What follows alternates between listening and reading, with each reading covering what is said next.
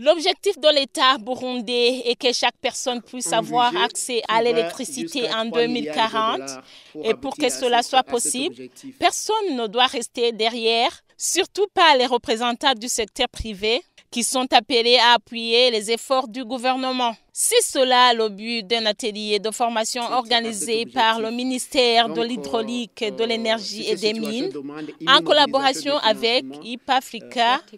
C'était ce mercredi 17 juillet 2024, ici dans la ville de Bujumbura. Dans son discours, Martin Daïdzeye, directeur de l'électricité, est revenu sur les objectifs de cet atelier. On avait organisé cet atelier avec l'invitation de Madame Suzanne qui est en charge du fonds IP, Energy, Environment and Partnership.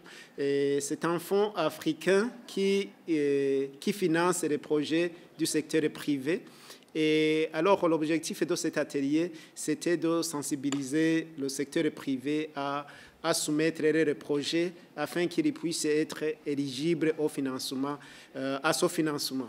Alors, je vous dirais que pour le secteur privé, le financement s'élève à $200,000 jusqu'à $1 million. Il en a profité pour lancer un appel à tous ceux qui ont des projets en rapport avec les énergies propres et renouvelables, en leur enjoignant qu'il y a un fonds disponible pour eux, tout en faisant un clin d'œil aux banques locales d'apprendre des autres. On entend des lacunes des investissements des jeunes qui se lamentent de ne pas avoir des budgets suffisants pour investir dans différents secteurs, le secteur de l'énergie y compris. C'est pour cela que nous avons pris ce temps pour cette sensibilisation. IP Africa a déjà financé 5 projets à hauteur de $1,5 million américains.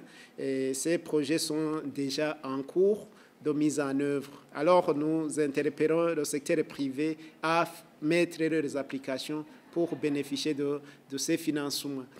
Et je voudrais aussi interpeller les banques locales qui ne sont pas encore éveillées dans le financement des projets d'énergie renouvelable, de aussi appuyer le gouvernement afin que le secteur privé puisse avoir des budgets de mise en œuvre de ces projets, afin que notre vision 2040, 2060 soit une réalité. Les participants ont suivi un exposé sur comment IP Africa appuie ceux qui leur font recours. Ils ont posé des questions notamment sur les conditions d'accès à ce financement. Suzanne Hansel a expliqué toutes les conditions et les voies en plein temps pour y arriver. Et surtout qu'il y a très peu d'investisseurs burundais qui proposent leurs projets.